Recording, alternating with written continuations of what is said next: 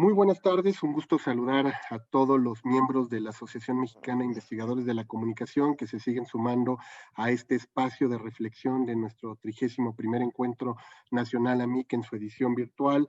Un servidor, Jorge Hidalgo, les da la más cordial bienvenida y les agradece que permanezcan todavía con nosotros después de tantas horas de conexión. Hemos tenido unas jornadas muy largas desde el miércoles que los miembros de la asociación tuvimos nuestra asamblea general hasta el día de hoy, que prácticamente estaríamos cumpliendo ya casi las 30 horas de conexión, ¿no? Quienes se las han aventado corridita desde la mañana, pues sabrán lo que implica ir perdiendo, como decían por ahí, dioptrías a lo largo del día, después de tanto estar frente a la pantalla. Pero bueno, les agradecemos muchísimo a todos los que se siguen sumando y que seguramente lo harán durante este conversatorio tan interesante que vamos a tener.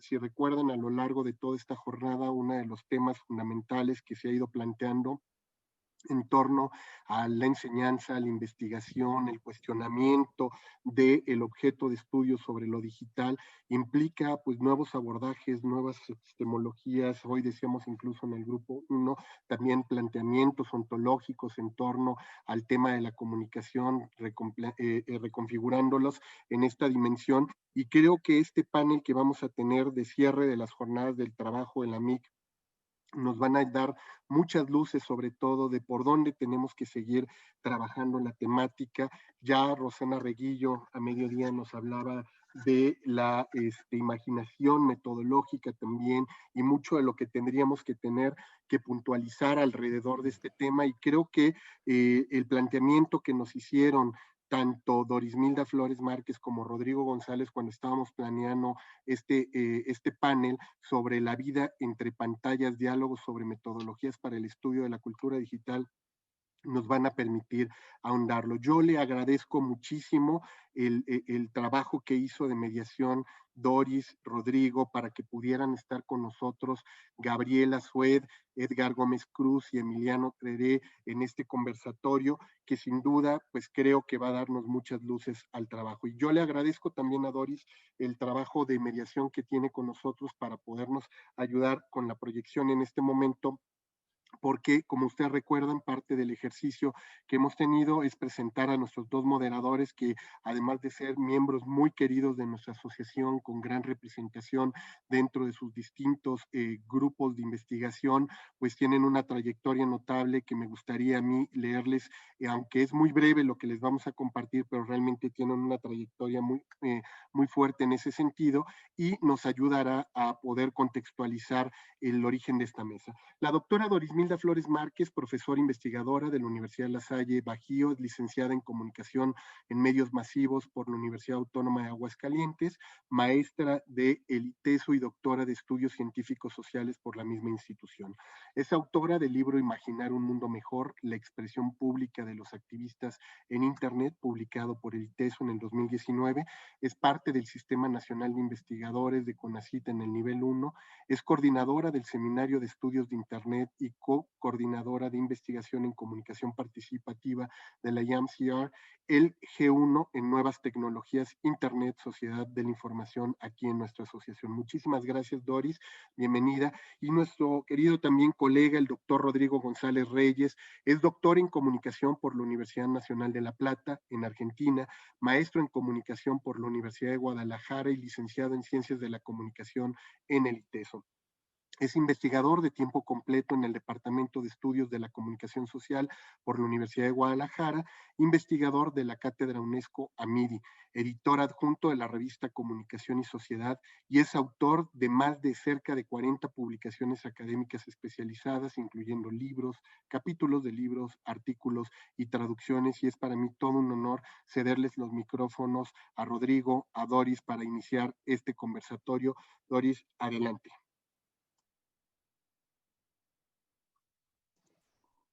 Iba a decir la frase del año, estoy muteada a mí misma, pero bueno, muchísimas gracias Jorge pues por esta oportunidad, por la libertad que nos dieron el comité y tú, tanto a Rodrigo como a mí, para proponer, para invitar, para mover cosas en este panel. Y pues bueno, me da mucho gusto estar por acá y le cedo la palabra a mi colega y amigo Rodrigo. Muchísimas gracias, Doris. Pues lo mismísimo, agradecer también Jorge, todo el apoyo, toda la organización, todo lo que implica, que es una cosa enorme, y pues para tener la oportunidad de poder ir cerrando este evento con este panel que, bueno, esperamos sea justamente del interés de toda nuestra audiencia por acá. Entonces, bueno, vamos a empezar. Si quieren, les comento un poquito la dinámica de cómo vamos a trabajar. Tenemos 15 minutos por cada uno de los y de las presentadoras aquí. Vamos a empezar en un orden temático. Tenemos un orden temático en el cual nos basamos. Y empezaríamos con el doctor, con Edgar Gómez Cruz, de quien me voy a permitir leer su reseña, para que también sepamos, ¿no? Cómo nos estamos leyendo, quién estamos leyendo. Bueno, pues Edgar Gómez Cruz es doctor en Sociedad de la Información y el Conocimiento por el Internet Disciplinary Institute de la Universidad Oberta de Cataluña. Actualmente es profesor en Cultura Digital en la Escuela de Artes y Medios de la University of New South Wales en Sydney, Australia. Ha publicado más de 20 artículos en revistas indexadas sobre temas relacionados a la fotografía digital, la etnografía como método, la cultura digital y los métodos visuales. Entre sus libros se encuentran De la cultura Kodak a la imagen en red, una etnografía sobre fotografía digital, 2012, Las metáforas de Internet, 2007, Cibersexo, la última frontera del Eros, un estudio etnográfico, 2003, y los libros editados, Digital Photography and Everyday Life, Empirical Studies on Material Visual Practice, 2016, con Ascole Muscalio, y Refiguring Techniques in Visual Digital Research, 2017, con Shanti Sumartojo y Sara Pink. Entonces, pues les cedemos la palabra a Edgar. Edgar, adelante, tenemos 15 minutos, les vamos a, en todo caso, avisar unos 3 minutitos antes cuando andemos cerca del tiempo por allá. Adelante. Gracias, Rodrigo. Siempre es un placer de estar de vuelta en AMIC, y además agradezco infinitamente a Doris, a Rodrigo y a Jorge Alberto la invitación.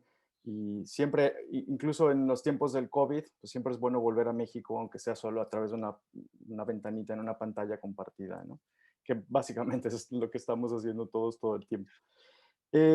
Voy a contarles, como buen etnógrafo, voy a empezar con 2 anécdotas.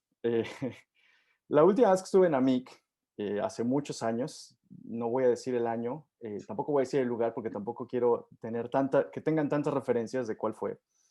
Pero 2 cosas sucedieron. La primera fue que tomando algo con José Carlos Lozano, que es un gran amigo y con quien hice la maestría en Monterrey, de repente llegó un gran personaje de los estudios de comunicación en México, conocí a José Carlos, se sentó con nosotros, estuvimos tomando algo con él, era un él, y entre otras cosas, la conversación fue sobre todo entre ellos dos, ¿no? Pero entre otras cosas, una de las cosas que dijo este gran personaje de la comunicación en México fue: nadie escribe nada relevante antes de los 40 años. Nadie hace un aporte relevante antes de los 40 años. Esa es la primera anécdota. La segunda anécdota es que después de mi presentación, que fue una presentación en AMIC, que era sobre etnografía virtual en ese momento, ¿no? Que todavía estaba en boga la idea de virtual, otro gran personaje de la comunicación, de los estudios de comunicación en México, hizo un comentario a mi presentación diciendo: esto de la etnografía virtual, pues no tiene mucho alcance, no tiene mucho futuro, y es básicamente una invención, casi como diciendo, es una invención metodológica. Entonces, como ahora ya tengo 40 años, o más de 40 años, espero hablar de etnografía desde un punto de vista que sea relevante, y después de tantos años, pues sigue siendo, creo, como nunca, muy, muy relevante, ¿no? Yo creo que cuando Doris me comentó de participar en el panel, una de las cosas que yo pensé fue: ¿qué es lo que necesito hacer? Necesito hablar de la etnografía, necesito plantear cuáles son las bondades de la etnografía para hacer investigación sobre cultura digital, sobre cultura algorítmica. ¿Qué es lo que necesito hacer, no?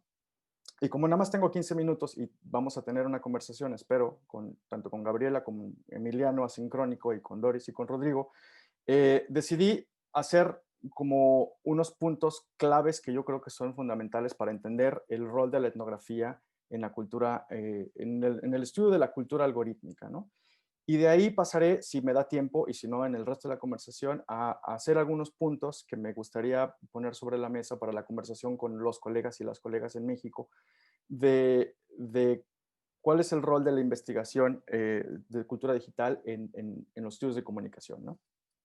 Entonces, lo primero que tengo que decir es, No voy a explicar lo que es la etnografía porque no tenemos tiempo para ello, pero los y las invito a que lean el montón de material que hay escrito sobre ello, que ahora ya hay muchísimo, ¿no? Cuando yo empecé a hacer esto en 1997, pues había muy pocas cosas escritas y ahora pues hay mucho. Entonces les invito a que vean esta documentación.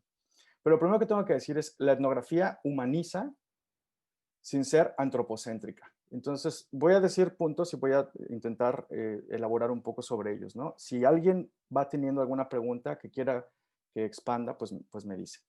Entonces, repito, la etnografía humaniza sin ser antropocéntrica. ¿Qué significa esto? La etnografía, digamos, la historia de la etnografía como método, pues proviene de los estudios de la antropología y luego da un salto en algún momento para los estudios de educación, psicología, sociología y finalmente los estudios de comunicación, ¿no? Hay muchísimo trabajo hecho de estudios de comunicación que utiliza el método etnográfico para, por ejemplo, hacer estudios de recepción, ¿no? Hay una gran literatura sobre eso y estos estudios de recepción de alguna forma se trasvasan a los estudios de Internet, en la primera época de los estudios de Internet, entonces empezamos a hacer lo que más o menos sería un estudio de recepción dentro de la pantalla, ¿no? Entonces se cumplen 15 años este año, si lo recuerdo bien, 15 años de la publicación de, no es cierto, 25 años de la publicación de La vida en la pantalla de Sherry Turkle, que fue un libro que fue muy importante porque nos dijo, ok, lo que sucede dentro de la pantalla, lo que sucede en este cuadro, pues es una representación del mundo, ¿no? Entonces tendríamos que estudiarla como los antropólogos estudian las comunidades que se van a una isla desierta o semidesierta y ahí estudian una pequeña comunidad. Pues igual tendríamos que hacer con estudios de Internet. Sin embargo, la etnografía ha evolucionado como todos los métodos y lo que existe actualmente en la etnografía, hay muchísimos muchísimas formas de hacer etnografía. No es nada más un método cualitativo, es decir, no nada más significa hacer observación participante y entrevistas, es mucho más complejo y lo que me gusta de la etnografía es que es muy complejo y aquí me sumo al segundo punto, que tiene que ver con la etnografía abre en lugar de cerrar, ¿no? Los métodos suelen ser herramientas para nosotros encontrar preguntas y cerrar dudas que tenemos, ¿no? Esta idea de los archipiélagos de certidumbre en el mar de incertidumbre. Sin embargo, lo que más me gusta de la etnografía es que más que proveer respuestas, provee mejores preguntas o preguntas más finas o preguntas más refinadas que va respondiendo al mismo tiempo que va creciendo, ¿no? En este mundo del Big Data, y Gabriela seguramente hablará de esto, en este mundo del Big Data, otra de las cosas que creo que es un gran elemento de la etnografía es que nos sitúa, nos obliga a ser responsables del conocimiento que generamos, ¿no? Siempre hay un yo en el conocimiento generado etnográficamente, y eso es fundamental. Mientras que otros métodos proveen y todavía no voy a abrir el ring, pero digamos, mientras que otros métodos proveen una idea de que hay una realidad allá afuera que hay que asir, que hay que enmarcar, que hay que explicar. La etnografía lo que hace es establece un diálogo entre nuestra forma de construir conocimiento como investigadores e investigadoras y los procesos de construcción de conocimiento de un colectivo, de varios colectivos, de una comunidad o de una sociedad. La etnografía requiere imaginación. En realidad, todos los métodos requieren imaginación o todos los métodos tendrían que requerir imaginación. Pero particularmente la etnografía nos hace, y además la etnografía en su versión más actualizada, es un método en donde procesos casi artísticos, procesos reflexivos, procesos a los que normalmente no estamos acostumbrados y acostumbradas en la formación de métodos, tienen que ser centrales, ¿no? Entonces, aquí dejo algunas pistas para después hablar de cómo enseñamos y cómo aprendemos los métodos en nuestras escuelas, ¿no? En nuestras escuelas y en nuestras universidades. La etnografía nos desacelera. Esto es una cosa que es muy, muy importante, creo yo. Particularmente en un mundo como el que vivimos, en donde tenemos tanta aceleración, ¿no? Y la aceleración, hay gente trabajando sobre el concepto de aceleración y todo lo que implica su relación con el capitalismo, etcétera, pero la etnografía nos obliga a hacer una pausa necesaria. Y esta pausa, que de alguna forma trastoca y de alguna forma hackea, ¿no? Por utilizar palabras más acordes con lo digital, hackea la idea de aceleración, siempre es útil porque acaba siendo también una forma de activismo, una forma de intervención política en nuestros objetos, que también podemos hablar un poco más de eso más adelante. La etnografía invita a la interdisciplinaridad y esto es otra vez una cosa que creo que yo suelo ser muy crítico con los estudios de comunicación porque a mí lo que me pasó fue que yo estudié comunicación en la heroica Universidad de Colima, como habíamos dicho, y en el momento en que me salí de la comunicación y empecé a enfrentarme a la sociología y me enfrenté a la antropología, me di cuenta que los estudios de comunicación necesitan y requieren más diálogo, ¿no? Entonces, antes de entrar y a los estudios de comunicación voy a hablar de la etnografía, y la etnografía casi por definición tiene que ser interdisciplinaria, porque los conocimientos disciplinares suelen ser muy limitados o suelen proveer soluciones más o menos prefabricadas, por decirlo de alguna manera, que la etnografía nos obliga a expandir, ¿no? Ustedes me van diciendo cuánto tiempo tengo? Me quedan 5 minutos. Ok, perfecto. Pero lo más relevante, lo más importante para mí es que la etnografía, más que un método, creo yo, es un estilo de vida. Y entonces, cada vez que digo esta frase siempre la utilizo, ¿no? Porque siempre la pongo sobre la mesa. Y la gente como que dice, esto es un panel sobre estudios de internet, ¿qué me estás contando de modo de vida? Todas las cosas que les conté anteriormente, ¿no? Lo de humanizar sin ser antropocéntrico, es decir, humaniza en el sentido de que nos obliga a repensar lo que es ser humano en un mundo en donde hay más elementos que lo humano, ¿no? Siendo laturianos un poco. Nos obliga a abrir nuestro entendimiento del mundo, a explorar el mundo a través de otras personas, pero también a explorar nuestro propio pensamiento a través del encuentro con otros conocimientos.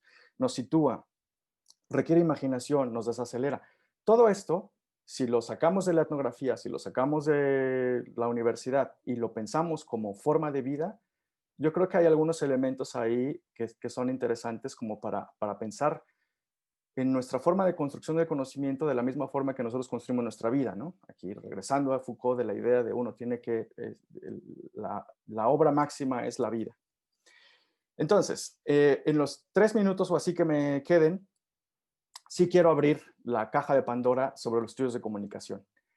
Porque después de muchos años de reflexionar sobre los estudios de comunicación, sobre los estudios de comunicación en la cultura digital, lo primero que tengo que decir es que creo que perdimos una gran oportunidad. Los estudios de comunicación perdieron una gran oportunidad de ser los punteros en la construcción teórica de los objetos digitales. Fuimos los primeros que nos interesamos por el mundo digital, por Internet.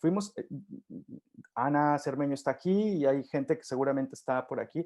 Fuimos los primeros que nos interesamos por esto, los sociólogos, los antropólogos, las psicólogas, las geógrafas, tardaron mucho más en interesarse por este medio, esta tecnología.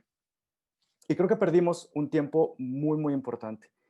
Y no hemos sido capaces, a pesar de que arrancamos primero la carrera, me parece que las contribuciones más importantes al campo, si es que se puede llamar un campo, al estudio de lo digital, han venido desafortunadamente por otras vías, ¿no? La antropología, la geografía humana, incluso la gente que estudia computación. Entonces, para cerrar, dejo una pregunta, ¿no? Y la pregunta es, ¿qué tendríamos que transformar en nuestra forma de construir conocimiento, pero sobre todo en la forma de cómo enseñamos la construcción del conocimiento, es decir, nuestros métodos en las escuelas para dar cuenta, para enfrentarnos a este mundo que está cambiando con tanta rapidez, ¿no? Lo dejo aquí y si quieren seguimos después. Perfecto, muchísimas gracias, Edgar, por todas estas reflexiones. Siempre es muy, muy agradable aprender de lo que nos planteas, sobre todo porque, bueno, para quienes se integraron después y sobre todo para quienes llegaron solamente a la transmisión en vivo a través de Facebook, decíamos hace ratito que Edgar es un hombre del futuro porque al estar ahorita en Australia, pues para él son las 11 de la mañana, no las 6 de la tarde, como para nosotros que ya vamos arrastrando el cansancio del día. Pero además, y eso es algo que le quiero reconocer muchísimo, pues también se adelantó a su tiempo. También fue una de las primeras personas que hizo etnografía de estos entornos digitales en México y pues en Latinoamérica. Al final de cuentas, en los 90 muchos estaban todavía pensando en otro tipo de cosas y me parece que Edgar le apostó a eso, le ha seguido apostando toda la vida y ya me lo imagino a los 90 años haciendo etnografía digital o como sea que se llame en aquel momento. Pero bueno, muchas gracias nuevamente, Edgar, y ahora me toca presentar a nuestra querida Gabriela Suez, que ya nos acompaña por acá también. Gabriela Suez Palmeiro es doctora en Humanidades por el Tecnológico de Monterrey. Es especialista en cultura digital y estudios de plataformas. Actualmente trabaja en un proyecto de investigación sobre culturas algorítmicas financiado por las estancias postdoctorales por México, CONACYT, en el Instituto de Investigaciones Sociales de la UNAM, con otra persona que también queremos mucho, que es Raúl Trejo del Arre. Es profesora en el Tecnológico de Monterrey y antes en la Universidad de Buenos Aires. Es autora de numerosas publicaciones académicas. Es argentina de nacimiento, mexicana de residencia, vive en el Estado de México desde 2016. Ya la adoptamos y nos da muchísimo gusto, Gaby, que estés por acá. Adelante, por favor. Bueno, buenas tardes. Yo los saludo desde mi fondo virtual en Cancún, donde se suponía que teníamos que estar todos reunidos en este momento. De eso nos quedaron el fondo y los deseos. Muy bien, bueno, muchísimas gracias por invitarme a esta conversación. Realmente estoy muy feliz de este momento, de compartirlo con Doris, de compartirlo con Rodrigo, de compartirlo con Edgar, con quien no hace tanto tiempo he tenido la posibilidad de recibir algún curso de formación de donde aprendí muchísimo, de compartirlo luego con Emiliano, que también he leído, he estado en sus talleres, así que para mí es un momento de gran felicidad. Yo también voy a empezar con una anécdota. No era lo que pensaba, pero la verdad es que me resonaba tanto mientras pensaba en esta presentación. Y yo creo que más o menos ahí también en el 97, cuando también me asomaba a la cultura digital desde Buenos Aires y desde la Universidad de Buenos Aires en la cátedra que lideraba Alejandro Pisitelli en ese momento y que yo me incorporaba como lo que se dice en Argentina, una ayudante de primera. Recién me había incorporado a estos estudios, que a mí me parecía que realmente eran unos estudios del futuro, venía de la semiótica y yo estaba como medio peleada con la semiótica, porque decía, la semiótica estudia representaciones y el mundo se hace de prácticas y se hace de hechos. Entonces me quería como mudar de campo de estudio, y era joven y todavía podía. En ese momento, en 1997, cuando estaba iniciándome entonces en los estudios de cultura digital, tan diferentes a los que son ahora los estudios de cultura digital, salió un artículo en la revista Le Monde Diplomatique, que leía toda la izquierda progresista académica en ese momento, de José Saramago, el premio Nobel, que decía que las tecnologías digitales nos iban a dejar cada vez más solos en un mundo que ya era solitario. Y yo dije, ay, Dios mío, ¿en dónde me estoy metiendo? Si la literatura, que es este lugar tan aclamado, está diciendo que nos vamos a quedar cada vez más solos por usar esta humilde Mac que me costó tantos sueldos conseguirme, bueno, ¿dónde vine a parar?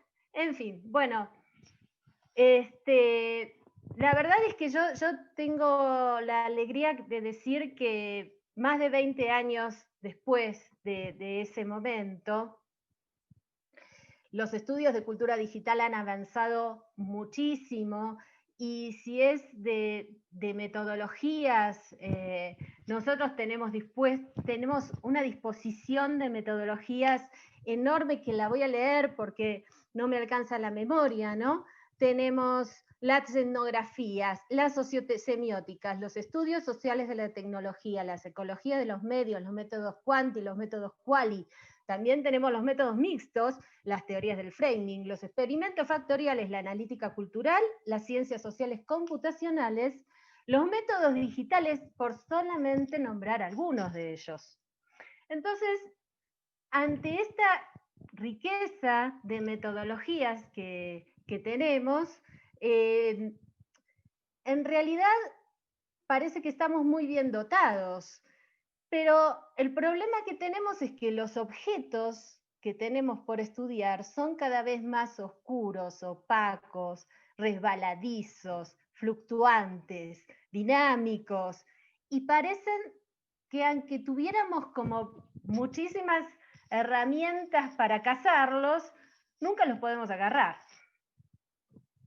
Al decir del maestro García Canclini en su último libro de los ciudadanos sustituidos por algoritmos, cuanto más transparentes son nuestros datos, más opacos son los algoritmos que los gestionan. Y lo digital realmente es un campo paradójico. Cuanto más transparentamos nuestra vida, nuestras opiniones, nuestros consumos, nuestras estéticas, lo que producimos son objetos opacos, son objetos profundos, se almacenan en lugares que desconocemos, circulan de maneras que ignoramos y se usan con fines poco claros. Entonces, son objetos que hoy en día los necesitamos más que nunca en esta pandemia, pero como dice Van Dijk, son objetos que construyen nuestra socialidad, pero son objetos que construyen una socialidad programada. Y como dicen Estefanía Milán y Emiliano Treré, es una socialidad que no es la misma en el sur que en el norte. Y estos objetos son además, son las trazas de una vida, son las trazas de nuestras vidas, como las banditas adhesivas que Edgar hasta hace poco parece que seguía por las calles de Sydney. Objetos que representan algo que no es necesariamente visible en ellos, y donde esta visualidad puede evocar algo que no está necesariamente presente en los objetos. Yo pienso que cada investigador tiene la posibilidad de encontrar el método que lo represente, el que lo entusiasme más y el que lo ayude a contestar las preguntas que se quiere hacer. Ya les di la lista de métodos disponibles, por lo menos de la que yo me acuerdo. En mi caso, esos métodos han sido los métodos digitales. Esos métodos que Richard Rogers definiría como los métodos que estudian los objetos nativos digitales con los objetos del medio digital, o que siguen a los objetos en sus propios medios. Me parece a mí que ese es un movimiento bastante propio de la etnografía digital, ¿no? Digamos, un movimiento con el que los métodos digitales dicen polemizar, pero que a mí me parece que tienen más en común de lo que su fundador dice, ¿no? Y en mi caso, bueno, más allá de cierta facilidad en el manejo de las técnicas digitales que adquirí en un pasado muy lejano como técnica informática, allá en las orillas del Río de la Plata, creo que sí los métodos digitales le han aportado bastante a mi vida de investigadora.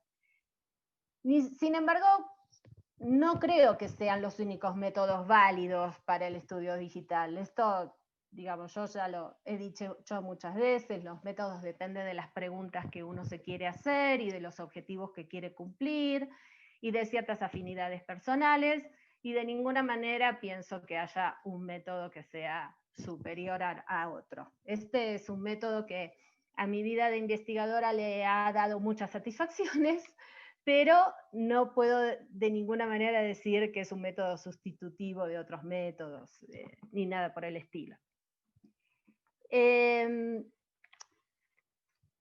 También, además, entonces de los métodos digitales hay otras cosas, ¿no? Como decía, por ejemplo, Roxana hoy en la mañana. Es necesario regresar a los métodos estructurales, decía ella, para observar ciertos procesos de plataformización. Pero además también hay que tener las experiencias de las usuarias y de los usuarios. Hay que tener en cuenta esas experiencias. Los usuarios, las usuarias, los agenciamientos existen. Y también existen las resistencias a la plataformización. Y todas esas cosas también hay que estudiarlas. Y también hay que estudiar, hay que interrogar un poco los procesos algorítmicos, para lo que también, retomando a Roxana, creo que vamos a tener que usar la imaginación metodológica y también un poco, si tenemos la suerte, la interdisciplinariedad con los científicos de datos o con los científicos computacionales o con cualquier otra profesión que pueda aportar a que nosotros podamos pensar mejor estos eventos que son muy complejos. Cuando yo empecé a trabajar con métodos digitales, todavía no me había venido a vivir acá, pero ya estaba más o menos, estaba empecé muy influida por los montajes fotográficos de miles de imágenes que hacía Lev Manovich, y que ahora él está reactualizando en su libro Cultural Analytics. A mí en lo personal me parecían artefactos de análisis que presentaban una muy interesante visualidad, y que eran artefactos muy innovadores para el análisis cultural, que estaba muy soportado en el texto. Bueno.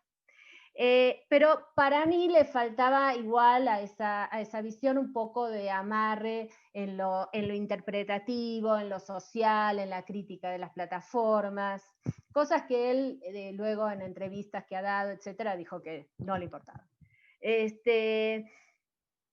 Otras propuestas que más o menos rondaban lo mismo, como la de Rogers, me parecían un poquito más armadas, desde una epistemología sociotécnica, desde una co-construcción entre la tecnología y la sociedad, desde una mirada hacia el funcionamiento de las plataformas, y entonces ahí me parecían un poquito más interesantes, pero yo tampoco, lo que tampoco encontraba en esas propuestas eran, no había ni una mirada desde el sur, como después se van a animar a hacer Emiliano y Estefanía, muy generosamente nos han legado su Big Data from the South, para que nos podamos realmente servir de eso, del mismo modo que Coultry y Mejías con su colonialismo de datos.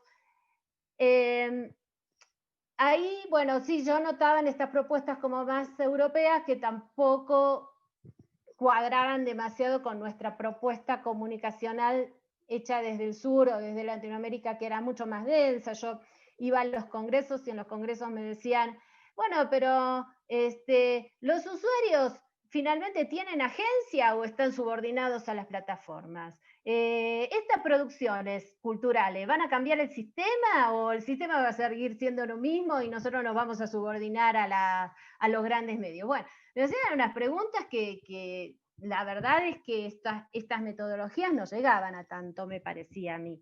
Así que todavía, digamos, como que sigo pensando cómo se podría hacer una traducción de esos métodos digitales a nuestra perspectiva comunicacional, que es tan particular y tan densa, y para mí sí es cierto que hemos perdido oportunidades, como dice Edgar, pero también hemos tenido nuestros logros y nuestras ventajas. Entonces, ¿qué se estudian con estos métodos digitales? Se estudian objetos digitales, pero también es muy bonito decir que se estudian trazas digitales, porque la palabra traza, ¿no?, que me hace acordar a cuando Hansel y Gretel van dejando sus miguitas de pan por el bosque para reconstruir un camino, o que me hace acordar al ensayo de Edgar de las banditas adhesivas que van dejando las personas por las calles de Sydney, ¿no?, que esas son sus trazas analógicas, que el término traza te invita a reconstruir algo que no está en la traza. Te invita a hacer realmente un trabajo de arqueología, de reconstrucción, porque en realidad en esa foto etiquetada como Ciudad de México o etiquetada como Buenos Aires, que es lo que yo estudié en la tesis, bueno, nunca podemos reponer del todo el contexto, nunca podemos saber bien en qué circunstancias se sacó esa foto, por qué se publicó en Instagram. Entonces, ¿por qué no solamente, bueno, si tú sacas una foto del ángel y la etiquetas como Ciudad de México, hay una obvia conexión? Ahora, si tú sacas una selfie y la etiquetas como Ciudad de México, ¿qué es lo que pasa ahí? ¿Por qué? Ahí hay que hacer una interpretación. Y esos son los desafíos que nos presentan las trazas, y es que nunca dicen todo las trazas, hay mucho que tenemos que reconstruir, muchas historias que tenemos que reconstruir. Sin embargo, sobre el estudio de trazas digitales o de métodos digitales, como a ustedes gustaran llamarle, todavía sigue siendo un tema polémico, ¿no? Es un tema tan estabilizado como el de la etnografía digital, ¿cierto? Hay muchas preguntas sobre eso y hay pocas respuestas, la verdad, ¿no? Yo incluiría dentro de esas preguntas la siguiente, diría, ¿para qué usan realmente las plataformas las trazas digitales que nosotros les damos? ¿Cómo podemos usar esas trazas digitales nosotros para saber un poco más de nosotros mismos? ¿Cómo podemos hacer los investigadores un buen uso de las trazas digitales sabiendo que las trazas digitales han sido muy maltratadas por las plataformas? Y si es posible hacer un buen uso de ellas, ¿no? Y también estarán los que te digan no las uses, con algunos argumentos a los que por lo menos habrá que prestar atención. Estudiar trazas digitales además puede ser muy arduo, si no imposible. Hay que acordarse temprano de recolectar datos, porque las plataformas si no se cierran y no nos dan los datos, o si no directamente están cerradas y no nos dan ningún dato, aunque nos acortemos temprano. También puede ser un procedimiento falto de ética si no se pone a resguardo a los que producimos los datos. Y también puede ser inútil si no se tiene en cuenta de que lo que hacemos es para tener una visión crítica de las plataformas y no para seguirles el juego a la plataforma. Y también, tengo que decirlo, estudiar trazas digitales no es lo mismo que hacer estudios de Big Data. No solamente es cierta la frase, si cabe en tu computadora, entonces no es Big Data, sino que desde mi punto de vista el Big Data aleja la perspectiva de lo social, que es lo que a nosotros más nos interesa. Quienes procesan con mucha ferocidad a veces millones de imágenes, millones de tweets, millones de videos o millones de citas en Tinder en una gran máquina, no tienen por lo general preguntas que desafían la lógica de lo social. Pueden tener preguntas sobre lo social, pero no desafían las lógicas que nosotros como investigadores sociales tenemos que desmontar.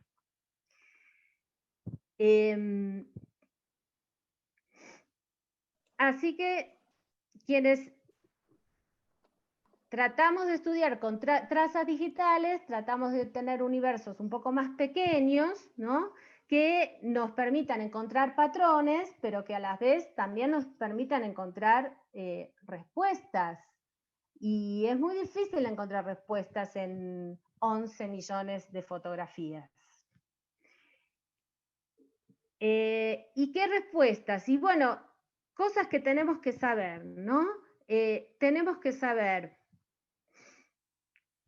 cómo se programa la sociabilidad, cómo se materializa la sociabilidad programada de la que habla Van Dijk, por ejemplo. Tenemos que saber sobre funcionamientos algorítmicos, tenemos que saber sobre los procesos que hacen el delivery o que entregan información en los perfiles de nuestras redes digitales, en los perfiles de nuestras plataformas de video.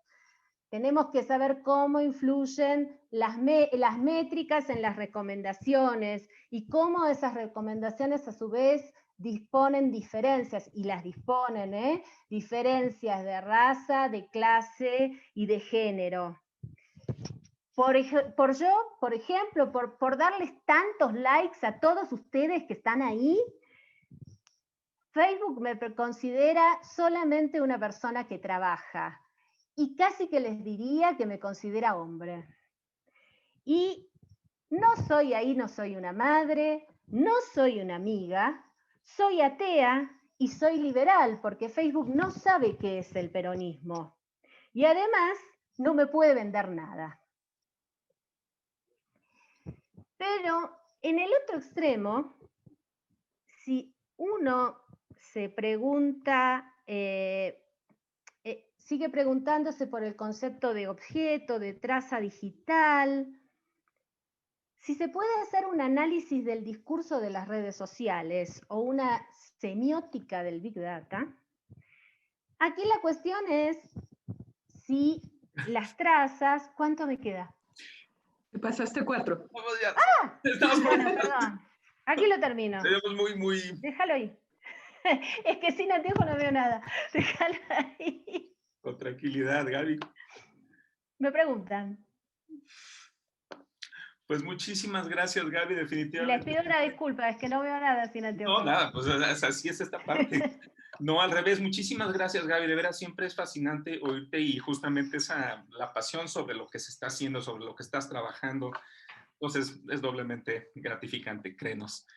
Bueno, pues entonces pasaríamos ahora a esta parte que se va a poner todavía un poquito más digital, porque bueno, por cuestiones logísticas les vamos a contar un poco. Emiliano Trell, el doctor Emiliano Trell, que pues está en Reino Unido ahora, en relación a que tenemos también a Edgar, ¿no?, del otro lado del mundo, en Australia, y quienes acá andamos moderando, ¿no?, desde México, pues las circunstancias temporales nos daban, alguien iba a tener que estar hablando a las 3 de la mañana y iba a ser una cosa complicada.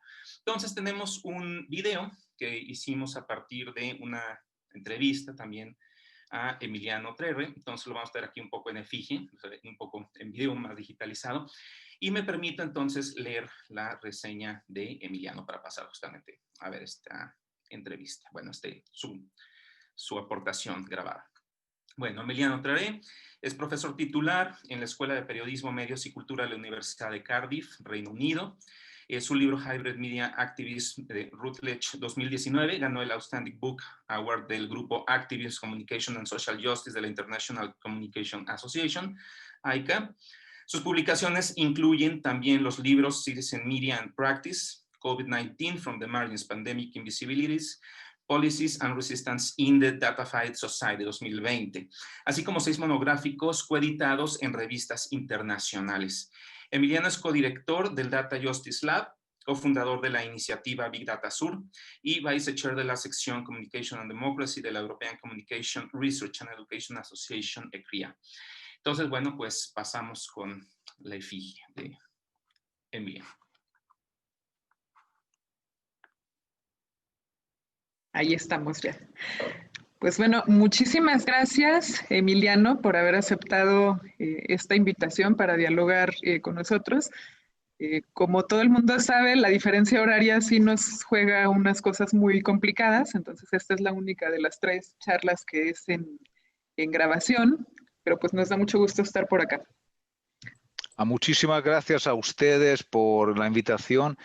Y lo siento, pero realmente tengo que preservar un poco de vida nocturna y de salud mental. Y entonces las tecnologías nos permiten grabar esto y se lo agradezco enormemente. Muchas gracias también a Jorge Hidalgo Toledo, bueno, y a ti, Doris Milda, y a Rodrigo. Y un saludo a los otros panelistas, Edgar Cruz y Gabriela Suet. Y es una pena no poder compartir con usted, tanto físicamente, pero eso ya lo descartamos a nivel pandémico, pero también a nivel síncrono, digamos, en la misma sesión, pero os voy a escuchar después seguramente, porque, bueno, por el trabajo excelente que llevan a cabo y porque me interesa mucho. Pero bueno, lo vamos a hacer así, zoomificado con un poco de retraso.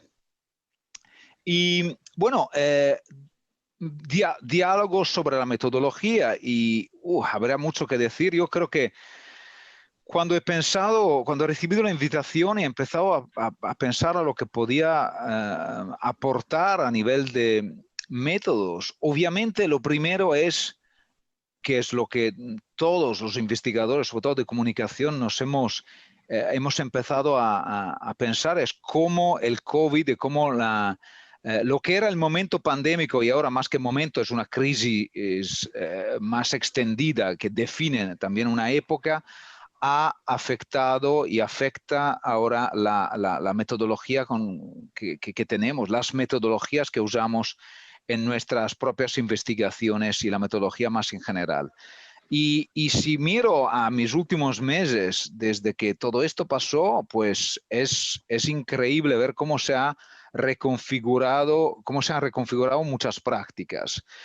Lo pienso también en relación con mi propio curso de métodos que enseño en Cardiff, en la Escuela de Periodismo y Medios y Comunicación, porque doy un curso de metodología cualitativa y obviamente pues el foco se ha redefinido, ¿no? Se ha redefinido todas las investigaciones de los estudiantes y normalmente doy clases también de online interviews, de entrevistas online, y ahora obviamente hemos tenido que actualizar todo y redefinirlo y me alegro mucho porque los estudiantes han sido increíbles bajo tanta presión para encontrar formas nuevas de enfocar, de redefinir lo que es metodología. Mucha creatividad metodológica. Eso creo que es el primer punto que quería destacar, que la crisis pandémica no solamente lleva, digamos, un empuje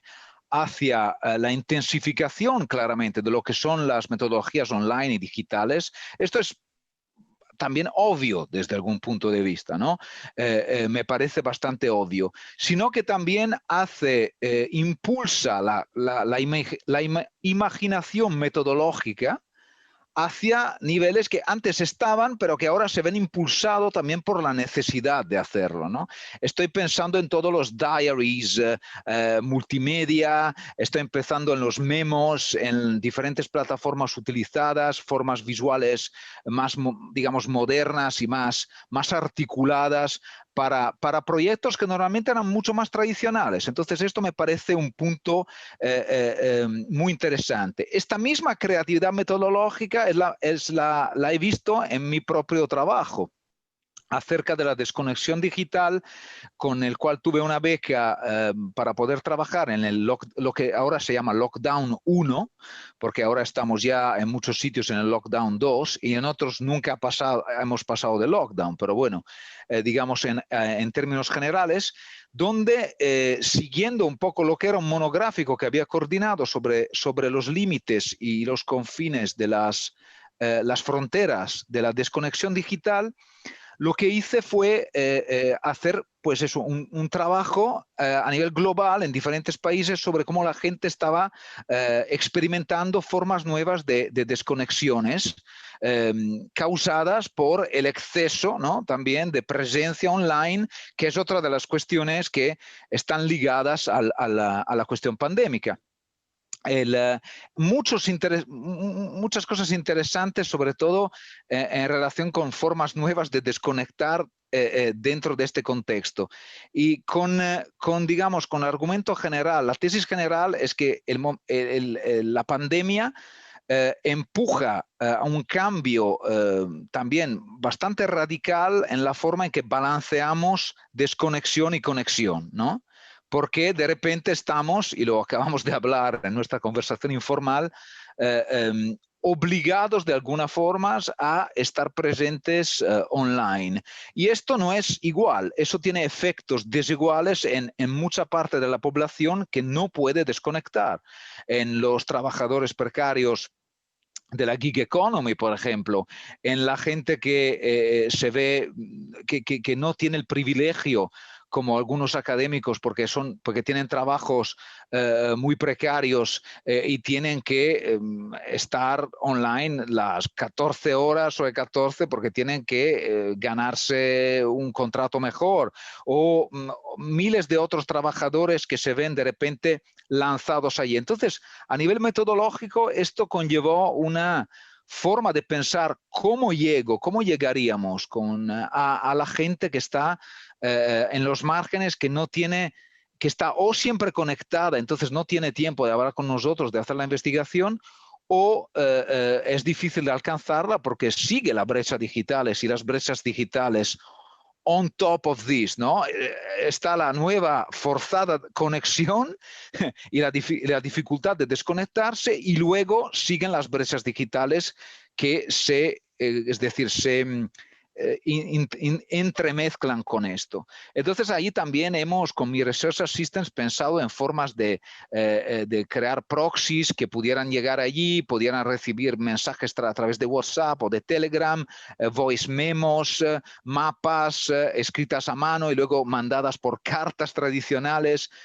Quiero decir, es un mundo de imaginación metodológica que también ha sido impulsado por quizás una cosa positiva que podemos ver en esta pandemia. Para mí es el impulso que ha tenido en mi trabajo y en los estudiantes para buscar formas nuevas de investigar, formas que también estaban dormidas a veces, porque, bueno, no vamos a hacerlo porque tenemos fácil entrevistar a gente fuera. Ahora no, ahora estás en la necesidad de tener que buscarte la vida en esto, ¿no? De tener que encontrar recursos. Y han nacido recursos fantásticos de Deborah Lupton, por ejemplo, sobre cómo hacer investigación en tiempos de COVID online, de LSE, de muchas universidades en América Latina, donde todos tienen repositorios sobre nuevos métodos y nuevas formas, y quizás igual Edgar hablará de algo similar, de hacer etnografía, de hacer investigación cualitativa y cuantitativa online, o con métodos híbridos cuando eso sea posible. Y finalmente, eso ha tenido un impacto también en el trabajo que hemos gestionado con la iniciativa Big Data Sur, iniciativa que nació en 2017 y que claramente pues, no nace ahora con el COVID, pero que ha tenido también, gracias o a causa de, a raíz de el COVID, una especie de spin-off en COVID from the margins, COVID desde los márgenes, pensando que efectivamente durante esta coyuntura muchas voces de la sociedad datificada, porque también esta es la primera pandemia de una sociedad datificada. Es la primera pandemia de una sociedad donde la transformación en datos de cualquier tipo de acción social es tan pervasivo.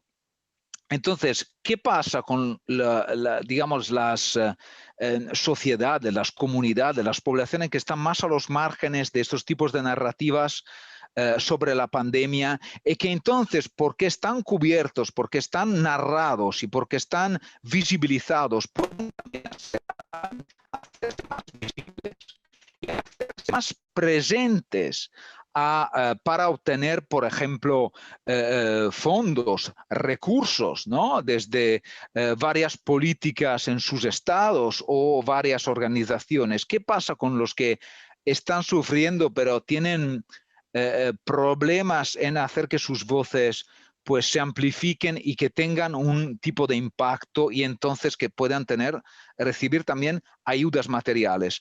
Bueno, pasa que los problemas se ven agravados, y pasa que queremos, a través de la iniciativa, queríamos y todavía queremos dar a estas voces más visibilidad y amplificarlas y que hagan más ruido y que tengan más visibilidad pública. con nuestra plataforma hemos intentado, bueno, sacar un poco de dinero desde nuestras universidades, nada del otro mundo, pero algo que podía pagar una contribución mínima a los autores para que dieran voces a sus comunidades en sus propios idiomas, que es lo que ha pasado en relación con, por ejemplo, los gig workers de los que estaba hablando, de los trabajadores de Uber, los trabajadores de Deliveroo, que se han visto, ¿no?, imposibilitados a no trabajar, por ejemplo, durante la pandemia. ¿Qué ha pasado con la comunidad LGBTQ+ durante ¿Qué ha pasado con las trabajadoras bueno, de la limpieza? Muchas más cosas están en la plataforma y hemos tenido un muy buen, digamos, impacto que se ha generado. Estamos muy contentos de haber podido hacer esto durante un momento que también para nosotros suponía un estrés brutal y una necesidad también de cuidarnos más, pero pensamos que la plataforma tenía que hacer esto porque tenía que responder en un momento muy importante a este tipo de necesidad.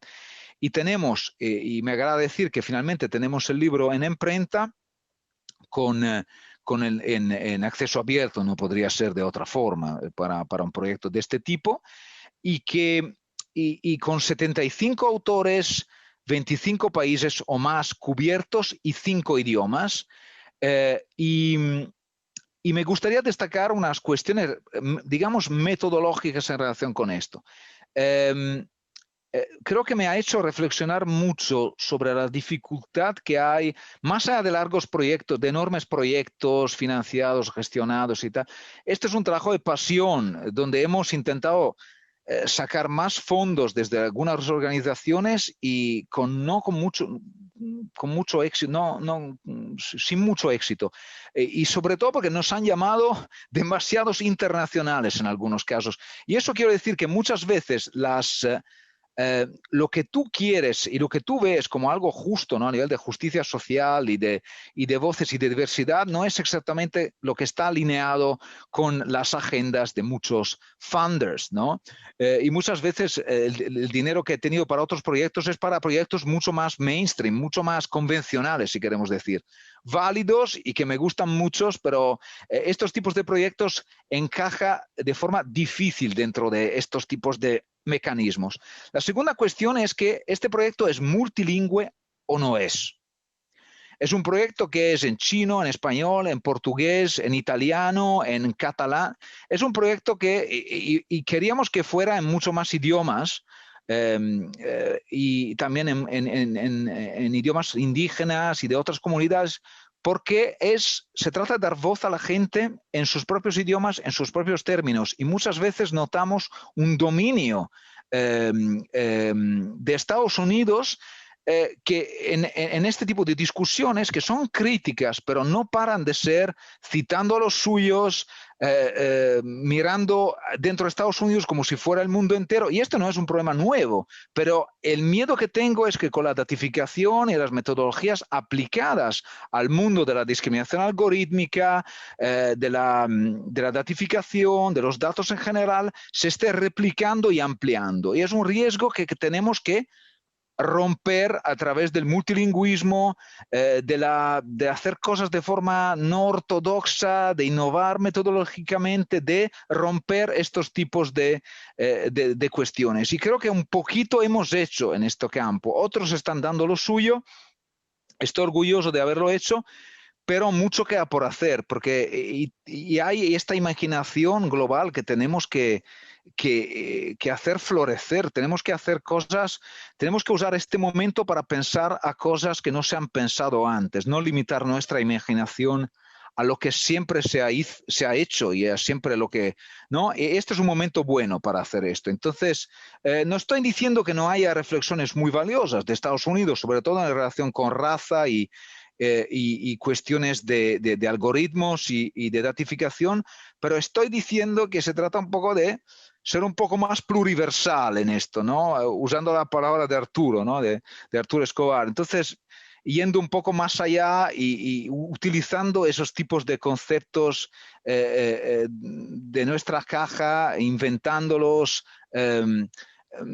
jugando con el vocabulario conceptual que tenemos y metodológico, ¿no? Este es el momento adecuado. Nosotros lo hemos hecho con los márgenes, con los sures, con el concepto de pobreza de datos. Bueno, la primera vez que lo digo en español, porque es data poverty, no se ha traducido todavía.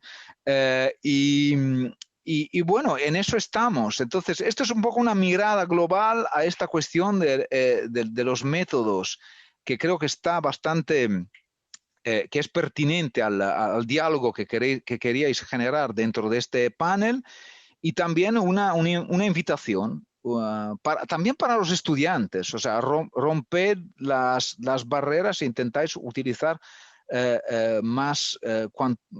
cuanto más y en más contextos la imaginación metodológica, parte de la imaginación sociológica, claramente, cuanto más, nunca tan urgente, nunca tan pertinente, esperando salir de esto con mucho más repertorio de métodos, con mucho más ideas y debates y and so on and so forth. Muchas gracias, espero que esto haya sido muy interesante. Yo la verdad, me encantaría que esto genere diálogo, sobre todo, y hablo siempre a estudiantes porque son los 20añeros, ¿no? O los 18añeros los que tienen que innovar a nivel metodológico. Yo con mis 40 y algo, pues innovo algo, pero quiero decir, espero que otros rompan, ¿no? Veo la innovación en ellos más bien, ¿no? Y miro a mis estudiantes e incluso me enfado cuando no hay formas ¿no? de romper con los... o sea, de pagar un tributo a la tradición y de moverse de forma rigurosa, pero a la vez de intentar romper las cosas, porque si no, no se crea nada de nuevo. Formas nuevas digamos, de mirar el mundo, de investigar conforme a que tenemos problemas también nuevos y este puede ser una oportunidad. También lo peor de la humanidad y lo más problemático puede de alguna forma, y esto es un poco de esperanza, ¿no? Para infundar un poco de esperanza en lo que todos necesitamos, un poco de esperanza en estos tiempos. Muchas gracias. Y aquí paro y bueno, dejo la palabra a las preguntas, ¿no? de la segunda sesión. Bueno, pues muchísimas gracias. Estamos acá de regreso con las preguntas.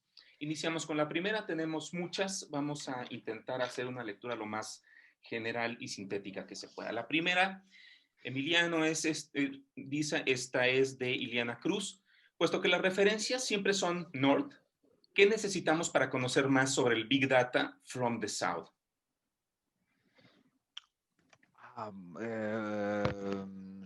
Fácil, bueno, un poco autorreferencial, pero para saber más, nuestra plataforma reúne también una serie de referencias bibliográficas a muchos trabajos. Hemos hecho un monográfico, creo que es el primer monográfico que se hizo sobre la cuestión con un enfoque de este tipo en relación con Big Data en Television and New Media. Estamos realizando otro monográfico multilingüe con palabra clave con un enfoque más en América Latina. Dentro del monográfico de Television and New Media hay muchos autores cuyos trabajos se pueden también un poco investigar para ver qué tipo de referencias usan y un poco, ¿no? Y creo que eso como punto de partida. Y luego están todas las contribuciones al blog, tanto el blog COVID from the Margins, que es el spin-off del proyecto, tanto el Big Data Sur blog, que yo creo que en total estamos hablando de más de 100 contribuciones. Entonces, los mismos autores son autores que pueden ayudar para ver un poco, para dibujar este escenario del Big Data Sur, y cuanto los que citan, es un escenario muy complejo, hay muchos autores, pero como punto de partida yo diría nuestra plataforma y los recursos que están en ellas, y a partir de ahí pues viajar y darse, digamos, un viaje intertextual a otros recursos, otros informes. Pero sí, de paso. Y ahí tenemos también nuestro informe, que es el resultado del encuentro que tuvimos hace tiempo en Ámsterdam, donde mucha gente de la red participó. Finalmente, el newsletter, newsletter o mailing list, no me acuerdo nunca qué es lo que tenemos, pero bueno, es muy slow traffic, o sea, es un tráfico muy tranquilo. Si está toda la información en la web, la gente que se suscribe recibe muy de vez en cuando un mensaje y hace parte de la comunidad. Así se pueden compartir también recursos sobre estos temas y aprender sobre iniciativas que hablen de Big Data Sources en general. Es un contenedor muy amplio de varias iniciativas. No queremos, no imponemos mucha específicas para conceptos. Caben muchas views, muchas visiones, caben muchos sures, caben muchos países. Entonces, eso creo que es la fuerza. Eso es el punto de referencia. Yo creo que, bueno, son muchas cosas. O sea, hay que tomarse el tiempo. Mira allí, por favor, con mucho gusto encontrarás lo que buscas, espero. Perfecto, Emiliano, muchas gracias. Tenemos otra pregunta de Tony Valderrama, que es, ¿qué relación guardan Big Data y activismo pasando por el tema de la privacidad? Ay, Tony, gracias por la pregunta. Bueno, Big Data Activism, mi colega, la del COVID, del Big Data Sur, Stefania, es una de las primeras que ha trabajado con Data Activism y, bueno, te sugiero su trabajo para una contextualización. También hay un artículo que escribió ella con Miren Gutiérrez en español en Mediaciones, una revista colombiana, de la que, bueno, se debería leer más. Y eso puede ser un punto. Ellas, abordan también la cuestión de privacidad. Entonces, el tema de la privacidad, el tema de la vigilancia, el tema de también metodológico, epistemológico, encontrarás todo allí. Y creo que si quieres algo en español, pues precisamente ese texto de Estefania con Miren es una traducción, adaptación de un texto que escribió Estefania, creo, en inglés antes. Y eso puede ser un buen inicio, buena lectura, Valderrama. Muchas gracias, Emiliano. Tenemos otra pregunta por acá de Denis Peliti. ¿Cuáles son los principales dilemas éticos que tú consideras existen sobre el Big Data como metodología, más allá de lo que ya nos dice el sentido común propio de documentales tales como El dilema de las redes sociales, que está en Netflix ahora muy nuevo, o series como The Black Mirror? Mira, son muchos. Algunos son los viejos dilemas éticos llevados a es decir, con a una grandeza, a una magnitud, a un nivel que nunca se había visto, y otros son dilemas éticos que nacen ahora de alguna forma con el Big Data, porque esta capacidad de computación masiva a este nivel de velocidad nunca fueron posibles. Y hay muchos dependiendo de los ámbitos. Yo creo que es difícil hablar de dilemas éticos en general. Depende si estás buscando, o sea, si piensas en relación con el rastreo de redes para hacer investigación, o sea, se trata de identificar en relación con qué actores, porque hay muchos. Es un tema muy complejo y muchas veces se cruza con el tema de justicia social, porque ética a veces está un poco usada a nivel corporativo para limpiarse un poco las manos con un departamento de ética y ya lo hemos solucionado y ya está. En cambio, tiene implicaciones mucho más profundas a nivel de justicia social que son las que intentamos investigar con el Lab, ¿no? Con el Data Justice Lab, del que soy codirector en Cardiff, pero otros centros alrededor del mundo intentan hacer esto. Entonces, diría yo más bien, son muchos dilemas éticos tan viejos y nuevos tanto viejos como nuevos, y depende del ámbito en lo que estés mirando. Social Dilemma, interesante serie. Yo creo que es una interesante serie para despertar algo que nosotros llevamos 20 años diciendo. Entonces, bienvenido, pero y además, pues creo que obviamente soy el último de una larga cola de investigadores que han dicho, no solamente estamos diciendo esto, y yo no soy tampoco de los primeros, pero bueno, en la primera ola también estaba yo advirtiendo sobre esto. La segunda cuestión es cómo lo abordan. Cómo lo abordan de una forma bastante, pues, tech bro, superficial, un poco, no llamando muchos investigadores que para mí están haciendo, y para mí, por muchos otros y otras, están haciendo un trabajo fenomenal al respecto y son menos conocidos. Entonces es una forma un poco interna de hacer este tipo de crítica que... y la respuesta que he dado a nivel, te lo hago a nivel de expresión, fue como, ¿sabes? Entonces, bien, justo que se hable de esto, pero es más bien para gente que no tenía ni idea de qué es lo que estaba pasando, que para gente como nosotros, que estamos dentro de esto desde hace décadas y muchos autores que escribieron libros y papers y conferencias y policy draft advirtiendo sobre el poder de esto y sobre que el hecho muy básico y muy sencillo que nacieron para esto, estas plataformas. No es una cuestión de que esto sea un efecto colateral. No lo es. Es el efecto, el primer objetivo. Entonces, cuidado. Sobre Black Mirror, es la segunda vez que doy un curso sobre Black Mirror. Entonces, hace 2 años lo creé, se llama Understanding Digital Society Through Black Mirror, y es la segunda vez que lo doy. Y es mi curso más exitoso. Supongo porque los estudiantes ven Black Mirror en el título y tengo siempre 80 estudiantes en lugar de 25, pero también porque se ve que me gusta y creo que ver la sociedad a través de Black Mirror y hacer que los estudiantes miren esto, algo que le gusta, y luego desde allí reflexionar acerca de la sociedad digital y la cultura digital, sea lo mejor que se puede hacer en un curso de cultura digital. Claro, muy, muy bien. Vamos con una pregunta de Marilu Garay, que es, ¿qué sugerencias de estrategias de trabajo tienes para lograr que más gente comprenda la importancia del manejo de datos personales y no se quede entre especialistas? Marilu, gracias por la pregunta. El lenguaje es fundamental, yo creo. O sea, difícil a mi padre hablarle de algoritmos o hablarle de...